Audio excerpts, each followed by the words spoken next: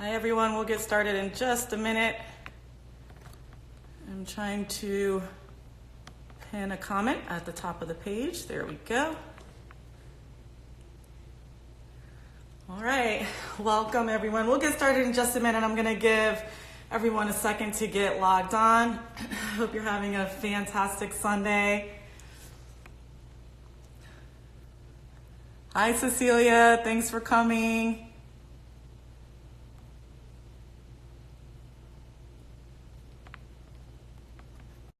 Add Dr. Littleton to the meeting, hopefully.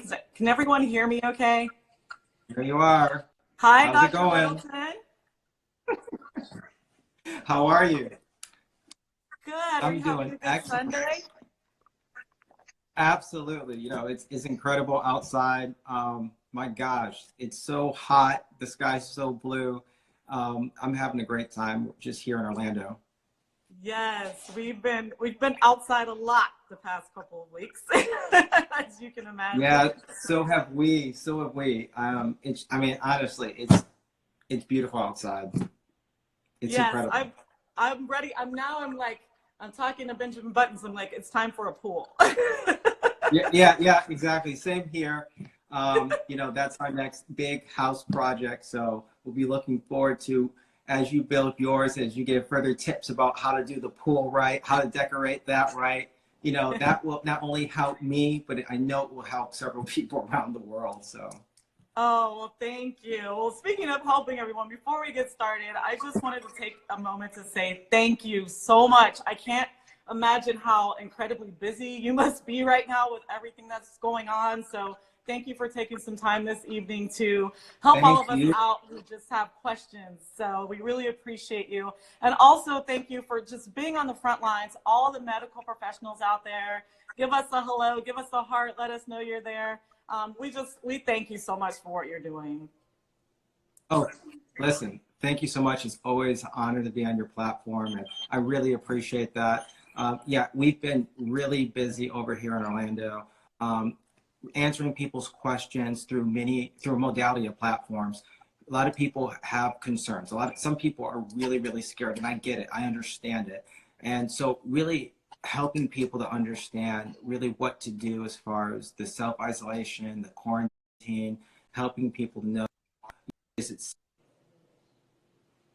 be around loved ones and things like that. I've really been involved with that, but not just that, on the ground running, working with people who actually are sick and helping them with appropriate treatment. So sure. Well, if you want, we can dive right in. I've got some questions written out, but I was hoping you could, because some people still don't know who you are. I know you and I have been friends for a couple of years, but I was hoping you could tell some people maybe about your practice and definitely about your book that changed my life. Oh, well, thank you. So I'm Dr. Jason Littleton. I'm the CEO and founder of Littleton Concierge Medicine. I also am the chair of family medicine at Orlando Regional, and I help run the department there. Actually, I run the department there, and pretty busy. A lot of my patients are executives. They are globetrotters, and you know, I have a wonderful practice that's a 24/7 service where people will call me up on my cell number, and we'll work with them through telemedicine. I'll work with them over the phone or by appointment face-to-face. And so my practice is really all about convenience and really getting that one-on-one time. I actually see about 4 people a day. I limited that because I want everyone to have time. And so my practice is really a boutique practice, but I feel like this is the best way to do medicine. I love it, and I feel like it's also the future of medicine because people get that personalized care that we all want. So that's a little bit about me. My website is jasonmd.com, and over there I have some nice little knacks and facts that people may want to know about me or my practice or just health in general. Awesome. Thank you so much. Yeah, I've got it hopefully pinned there where everyone can see. So definitely go to his website after this meeting if you have any more specific questions. How's everyone doing? Yeah. So but you know, no, go ahead. Well, no, I was just going to say, so yesterday, I put up a post, just about things going on in the house now that we've got the kids at home and, we're all kind of getting adjusted to this new normal and realizing that my priorities have definitely changed as far as, tidiness versus a sanitized home. And so I figured, if I have these questions, I know a lot of other people have these questions. So I put that in the post, and I had a few people ask some specific questions that I was hoping you could address today, and anything else that you think, would be relevant to share. So is it okay to go ahead and get started with these? Absolutely. Okay, so the first one is from @CSG1965, and she asked, if we find a cleaner that says it kills 99% of germs, is that strong enough, or does it have to be bleach? Or another way to ask it is, if bleach isn't available in certain parts of the country, are there other things that we can use in our home that would be effective with fighting against this virus? Yeah, absolutely. So that cleaner more than likely is more than enough. Things like the Clorox wipes, the Lysol wipes, those are all effective against coronavirus. In fact, most people can't find these wipes. So I've been telling people that if you can find isopropyl alcohol, you can actually kill the virus with that, as long as it is 60% isopropyl alcohol or greater. And so, if you can't find Lysol wipes, if you can't find anything because it's taken off the shelves, again, what I did, I bought a whole bunch of alcohol because I couldn't find any wipes. And so that's actually what we've been doing. But there's another product that my family and I loves to use. It's called Be Clean, Be Well. And it's by a person named Erin Johnson. And it's 70% alcohol. It's made with essential oils. And she's she's a local CEO in Orlando that sells this brand. We've been using that because we like how it smells. It's got the 70% alcohol. Not just that, it's got the essential oils that it makes your house smell really nice. And so anything that has 60% alcohol and above. The name of Dr. Jason? Yes, it's called Will you please repeat Be Clean, the name Be of that? Well. I'll type that. I'm gonna type it in the chat. Awesome. Yeah. It broke up a little bit, so I just want to make sure that everyone got a hold of it, because I definitely did not, and I want to make sure I get a hold of that. Yeah. And so that's a product that my family and I use. And I actually took that product on Fox News a couple of weeks ago because it's something that we legitimately use. And so it's been beneficial in our household. But, if you can find that Clorox wipes, anything with alcohol content greater than 60%, that's going to be sufficient to clean your house. And you want to do that. And one of the things that people have been asking me is, what do you clean? And I tell them, you want to clean down common entryways, door handles that you think the public might touch or your family members might touch. Like the front door or the door that goes from the garage into the house. That's an entryway that everyone's going to come into contact with at some point.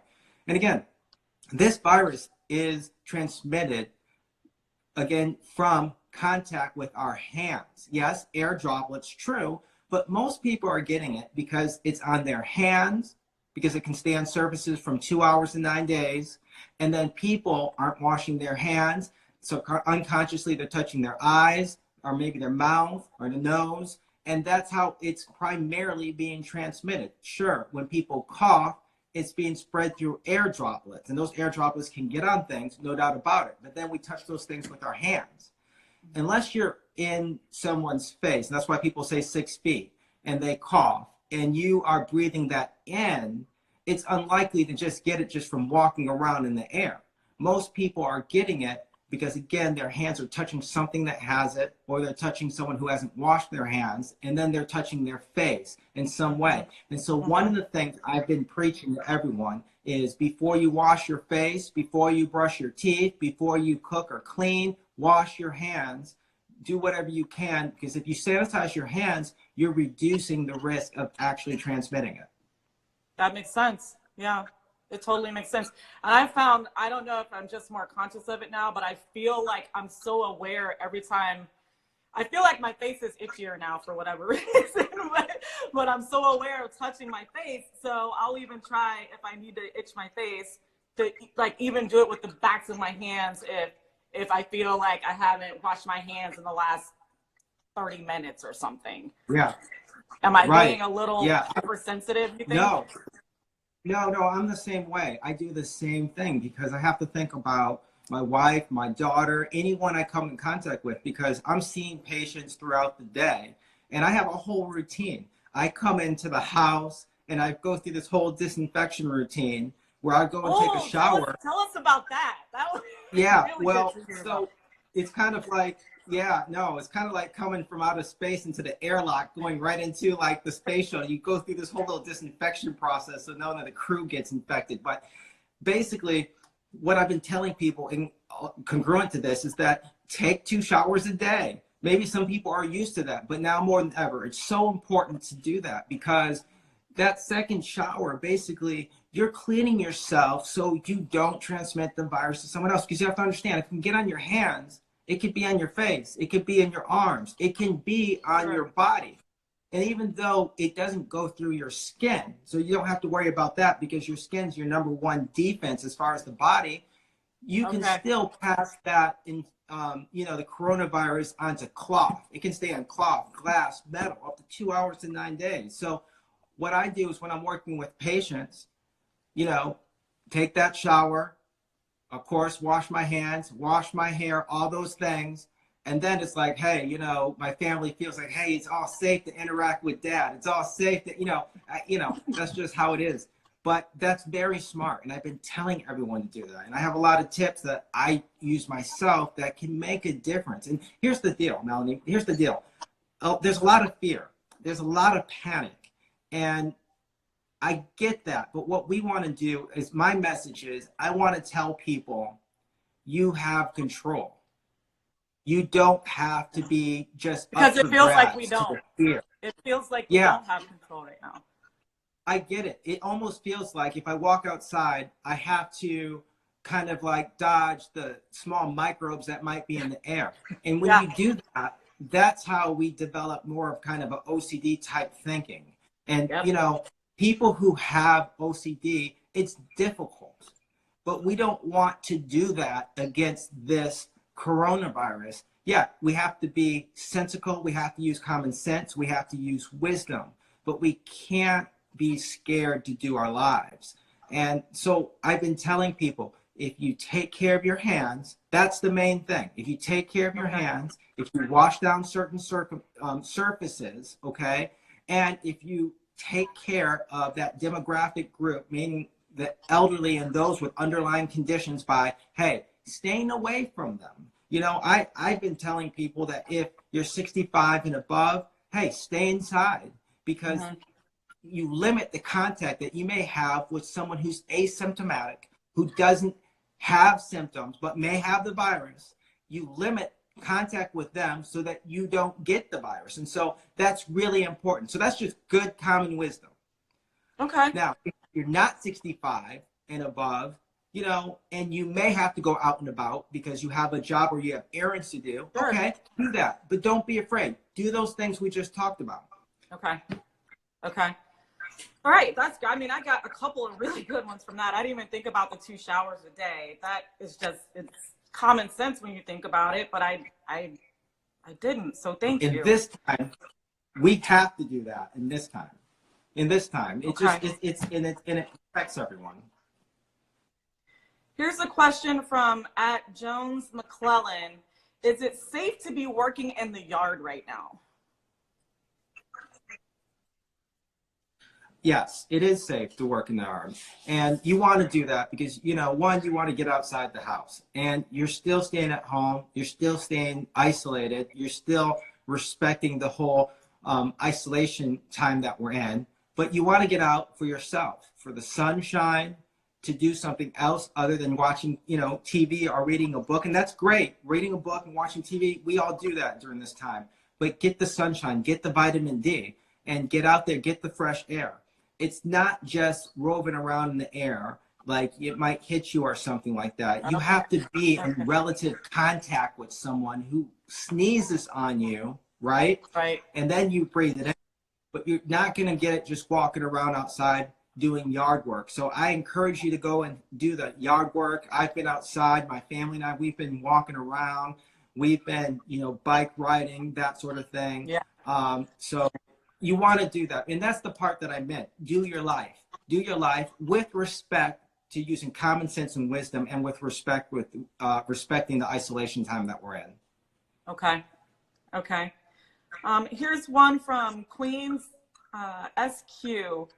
Any suggestions on sanitizing boxes after a move? This question stood out to me because I helped my brother move yesterday. That's a great question. And we were so particular about the boxes. Right.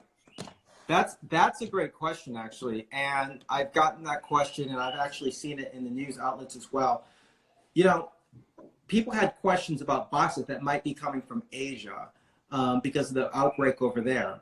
And basically what I've talked with people about is the same thing you would do with the surface. You can wipe them down with a disinfectant wipe if you have any concerns. Wipe it down. Just wipe it down, because the wipe kills the virus. Now, from the time it took to ship it and prepare it, from the time it last had contact with somebody, the time you get it, it's probably already died. But if there's any concerns, just wipe it down with a Lysol wipe, with a Clorox wipe, and then go ahead and open it as usual. Anytime you have a concern about a product or anything like that, just wipe it down, cleanse it off, and that's not a bad thing to do anyway. Okay. Okay. And let me know if I'm getting too specific, but these are just questions that are These are great. These are great. And these are questions that I've heard all week and been answering for people. So, absolutely. So can we talk a little bit about air filters in our home? Should we be using, there are different types, like there are ones that last for 90 days, and then there are other ones that you should change out like every 30 days. Do you have any recommendations on if we should lean one way or another? Well, yeah. So when it comes to the air filters, I wouldn't be so concerned with that. Again, when we talk about, again, for your air filter to be infected or have the virus on it, someone would have had to cough on it. Someone would have had to touch it. Someone would have had to mess around with it. So if you just had an air filter that was just changed, and you think that the person who changed it may have had coronavirus, that's something, that's debatable. That's something to go ahead and, hey, you might want to change that. Okay, no doubt about it, I would change it if it were my air filter. But just from someone being in your house who might have it, I wouldn't change it because of that. Okay. Okay. Here's a great question that just popped up while you were speaking. Seeing your patients after you disinfect yourself, do you social distance from your wife and kids? My husband is an essential employee and working outside of the home. Can I kiss him? Absolutely. Absolutely. You can kiss your husband. Look at it this way. You would want him to go through that shower thing that I talked about. And I think that really kind of allays concerns, because, again, soap is a detergent. The virus envelope is weak, and it's made of a phospholipid bilayer, and detergents break that up. And so, I would say come home, do the shower, and then I think things are fair game. Because here's the deal with that. You don't I don't social distance from my family. I just come home, make sure that, I do that proper disinfection process, unless I feel like I have symptoms or something, which I don't. Sure. Then there's no need to, the social distance from my own family. Okay. So that's different. Okay. Now, there are situations where if you have symptoms, I would say, you know what, that's a great idea. Definitely social distance if you feel like you're protecting someone elderly in the family, if you feel like you're protecting someone young in the family, or just anyone in the family. If you're having symptoms, that's a whole nother category. Okay. Okay. Thank you for that. So another question that came in, there's been some talk in the news about whether or not this virus is stronger in certain climates. Do you have any insights on Okay. Yeah. So basically, now, first of all, what we've seen is we've seen about over 4,000 cases here in Florida, and we're in a pretty warm climate. And then we've seen a total breakout in New York, as everyone knows. Basically, the virus in research is still out, but basically it likes cool, dry climates. It has a preference for temperate, cool, warm climates, even arid climates after that. Tropical climates, not so much, okay? You know, and to a degree, you might consider Florida a really, really tropical climate, and I do, but we've had at least 4,000 cases here. And so scientists will tell you that, you know, it's so early in gathering research here for us to really get a grasp of if it's going to act like other coronaviruses, or if it's going to be similar to like the flu, which kind of has a range in kind of like the winter, late fall months, you know, maybe early spring months. And so we are still getting a grasp on that, but so far we know it likes temperate, cool, and warm climates. One of the things that I do want to say, because I want to put some things in perspective here, when we talk about the coronavirus as it pertains to the flu is something that's really the real pandemic here. I mean, the flu, the numbers the CDC estimates per year actually has a mortality of 12,000 to 56,000 a year. And I did the numbers and broke that down per day. It breaks down to 33 people in terms of mortality a day to about 153 people a day. Now, in Florida, there's only been 60 people with mortality this entire time over like a 3-month span. So the coronavirus in terms of mortality, as of right now, pales in comparison to the actual flu. And this is with vaccines and medications that we actually have for the flu.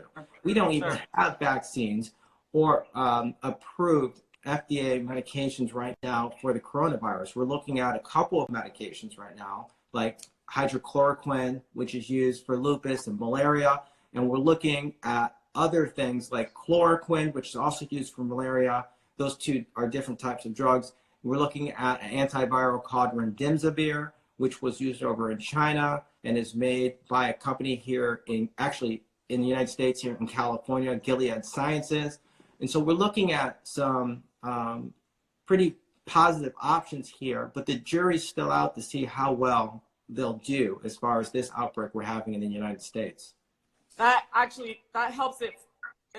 Thank you for framing that up for me, because I feel like every time I turn on the news, all I'm hearing is how this thing is escalating. And so having a comparison like that, it gives me some sense of relief, really. Like, you know, it's like you were saying earlier, it can be really scary and you feel like you have no control over anything, but even knowing little things like, you know, pound for pound up against the flu, like what it looks like is very helpful for me. So thank you for that. Yeah. And I try to point to look at the first responders, so even such as myself, you know, because, you know, we are actually working with people who have the coronavirus, and we're wearing our N95 mask and we're wearing gloves and goggles and things like that, but we're going about life as normal. I mean, yeah, we're doing the self-isolation, you know, we're at home and things like that, except when we have to be with patients, right? But we don't have fear. If you look at any of the first responders, doctors, EMTs, they will tell you that they're not afraid. They will tell you that they're not scared. We're more focused on taking care of the patients, taking care of the people who need help. And that's a good thing. You do not want your airplane pilot to be afraid of turbulence. And I don't want to even belittle that, because turbulence can be scary if you're flying an airplane. That pilot's not afraid.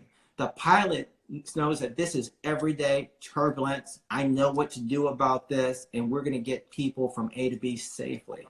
And us doctors and first responders, we're looking at this like, hey, look, we're not afraid of this. We are putting things in perspective. We're going to use conventional wisdom, but we're going to go ahead and treat people, help people, provide information, and make people feel safe and make sure that they are safe. Awesome. Someone asked a question earlier. I don't see it now, but they were asking about if having a clean energy body can actually help prevent the virus from entering your body. So I think it kind of relates back to your method of living with Energize again and just being, a clean and lean type of lifestyle. Yeah. Well, so here's the deal. Am I living that type of lifestyle, for lack of better terms, safer than someone who maybe has doesn't move as much? I like that question. I'm going to answer it this way. So you want to always put yourself in the best position to fight off any pathogen. Now, the body's designed to fight off pathogens, okay? But if we treat the body right, meaning stop eating sugar, exercising, hydrating, getting good sleep, we put our immune system in a situation to be ready to fight off the pathogens it faces. Keeping in respect that some people have underlying conditions that, Sure. We have to take exception to. But I've been telling people that, again, in my book, and this is not really so much a plug for my book, but it's more a plug for the principles in the book what I'm about to say, because when I wrote this book, my point wasn't actually to write a book. It was to actually write a pamphlet to be able to hand to my patients at the end of the visit, because I felt like visits were too short. And this was before I got into concierge medicine. But the acronym Move, Eat, Drink, Sleep is something that I live by, because, this is how someone can have elite health. When we talk about movement, getting exercise. When we talk about eating, I go into eating organic, eating healthy, stop the sugar. Okay? Bacteria love sugar. Now, the virus is not a bacteria, of course, and antibiotics don't kill this virus. But the same goes in that, you want to reduce sugar because it helps put your body in position to be ready to fight. Drinking great water is important. And the example I always give to people is that if you're in an airplane in a situation where you're 35,000 feet in the air, the humidity is 1 to 2%. Right now, at sea level, the humidity is around 40 to 50%. So when you're in a humidity of 1 to 2%, what happens is water leaves your body and goes into the air. And microbes love sticky surfaces. So the drier your mucous membranes are in your nose, your mouth, your eyes, they now have a better option and chance to stick and for you to get infected. That's why people who fly in airplanes, sometimes not only do they feel tired after they fly, but sometimes they'll come down with a cold or feel under the weather because of that phenomena. And that's why people, after they fly, especially long flights, will feel tired, feel like they need another 24 hours to recoup, and some may even get sick. And if you drink alcohol or if you drink caffeine, that further dehydrates you. So that's why airplanes will give you an 8-ounce bottle to hydrate. You're supposed to hydrate on an airplane 8 ounces every hour so that you keep, so that you stay hydrated and that your mucous membranes don't dry out. It's also important to use Visine. It's also important to go ahead and use something such as Vaseline on your lips. Even you can put it around your nares, and that helps reduce the chance of them drying out. And it may help the chance of you having an infection. So I tell people that. And the last part, S in the meds acronym, sleep. I have something that lately I've coined as stretch out sleep. And that is when you get in the bed and you're not necessarily concerned at what time that alarm clock is going to go off. And you sleep until you are ready to get up. Now, everyone doesn't have the time to do that. But I try to tell people, if you can find one day a week to get what I call stretch out sleep, it makes a difference. And I'll tell people that you may have to go to bed earlier. So if you normally go to bed at 10, If you can find one day that you might go to bed at 8, it can make a huge difference. And that helps your immune system. That helps the way you feel. That helps your mood. That helps you get ready to take on the challenges of the day. And so I tell people this because I want you to physically be at your best, have optimal energy level. And that puts you in a position to feel strong and to not get sick. That's a long answer, but I have to say that. Yeah. No, thank you. Anything that you can give us to help us, we appreciate you. I have one more. It's more of a specific question, and then I'll hand it over to you to add anything else that you think we should know before we close out. A follower messaged that their spouse came home over a week ago with a slight chest cough. It wasn't in their throat, it was in their chest, but never developed a fever. So it's been over 10 days. Is it possible that I could still turn into something if nothing else has developed? Yeah, it's possible. So that's a situation where someone had symptoms of likely a virus. Don't know if it's COVID-19 or another coronavirus or another type of virus. It's a viral syndrome, we can say.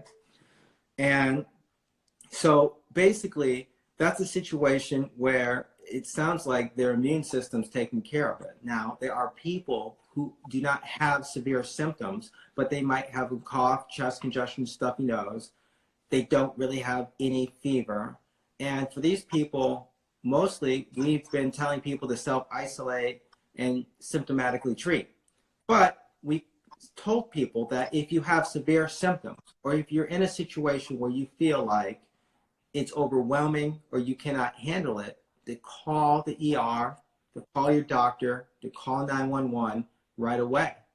You know, and everything that I even say today, I always say, check with your doctor, because for those people who are listening, who are under my care, they can easily call me and say, hey, Dr. Jason, what do I think about this and that? And I'm responsible for that. But for those who are not under my care and have questions, you have to listen to what I'm saying and you run it by your doctor, your healthcare professional who knows your past medical history. And that's important because everything's in context.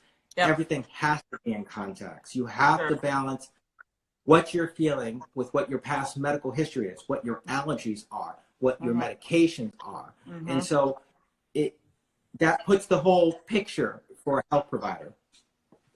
Absolutely. So I would say for that individual, yeah, I would just say that for that individual that, you know, it seems like things seem controlled, but if they're not feeling well, they should contact their physician. Okay, so there's a couple more questions popping up. Someone's asking on the above question, but I'm sorry, I don't see it anymore. Is there anything else that you think would be like a key takeaway? You know, if there was one thing or a couple things that you would just want everybody to walk away from this meeting with? Absolutely. You know, it would be, don't panic. Don't be afraid. If you do things like take 2 showers, wipe down surfaces, wash your hands, be conscious of, you know, when you are touching your face. And then, you know, vitamins, you know, I take vitamins. I find vitamins help me. And so these are things that you can run by your doctor about. But the underlying message is you have to live your life with respect to respecting the conventional norm right now, the self-isolation. Don't run around in fear. I gave you the numbers about the flu. So far, this pales in comparison to the flu. And we're not worried about that right now. Right. So I try to help people to say, listen, nothing is worth being in fear or worrying. Use conventional sound wisdom, follow the conventional norms, take care of your body. Eat well, sleep well, do those things, move, eat, drink, sleep. And if you do that, you know, it's just, you put yourself in a better situation to actually live a more prosperous life and have a better day. Sure. Thank you so much. Absolutely. No, absolutely. Um, any other question? Yeah, I have a question for you. I have a question for you. Um, you know, you are like the world's expert on everything home, and so one of the things that I wanted to ask you about, and I'm curious, I want to hear it. I'm asking you for me. Um, what kind of things are you doing in this time regarding your house and everything like that? I'd be so curious to hear as well. Well, thank you for that question. It's funny because I'm a germ freak very naturally, so a lot of this isn't new to me as far as what I do. But I'm very, very conscious of the common areas. So the things that I know everyone touches every day gets a wipe down. So things like the buttons on the microwave, the refrigerator handles. You mentioned like entry handles, but the faucet handles, the toilet flusher, I don't know what that's called, but but things that I know everyone touches every single day gets a quick wipe down. It doesn't really take that long because I've got kind of a system in place to go through. But that's one of the things that I'm doing. The other thing that I'm really trying to be conscious of is appreciating this extra time that I have. And it's not always easy because my kids are they're a little bit older now, but the twins are 9, and they're high demand in that they require a lot of refereeing, which can be exhausting. But right. I really try to embrace being able to go out. Today I went out with one of them and made a brick paver on my driveway with chalk. So we're not done yet. We're nowhere near done. But the things that my kids really haven't done before because they're so used to playing inside, just really trying to do that. So, just being conscious, like I said, about the very common areas. I've got buttons behind me too. I don't know if he wants to add anything into this, but tell him to add. We want to hear from him. I'm putting him to work. We want to hear from him. Come on in real quick before this live dies. Hey, hey, Doctor. There he is. How's it going? How's he doing? I've gotten tan because she has me out there doing a lot of landscaping. So. A lot. Okay. But it's been good. I got to do some of that. Yeah. So it's I have to do that. She has some more. Here's a good question.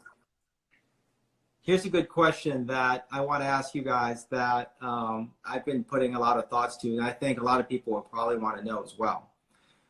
With the quarantine and with the self-isolation, with people being at home and spending time with their families, what is your take and how do you feel about the lessons learned about spending more time with family that we can carry on when things get up and running again, and then all of a sudden people are back doing errands, back doing their job. Right now is the time where people have the extra time to read, work on a certain skill set, spend time with their family.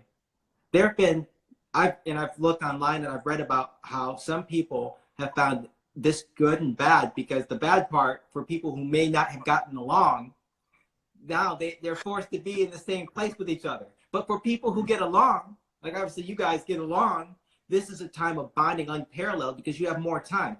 How can people change their life when things get up and running again? I think it's that's a loaded question. It really is forcing people to communicate more, and it's you're there in the same room, so there's no reason not to communicate. So it really becomes it's become a practice, and you're going to be on these walks and activities together, and it removes the excuses of I don't have time to to run or to do this or that. When people are taking, even if they're working, they're maybe taking their commute out, so that's an extra hour to work, an extra hour from work, so that they have time to do what they say they didn't have time to do. So that's really what I've seen.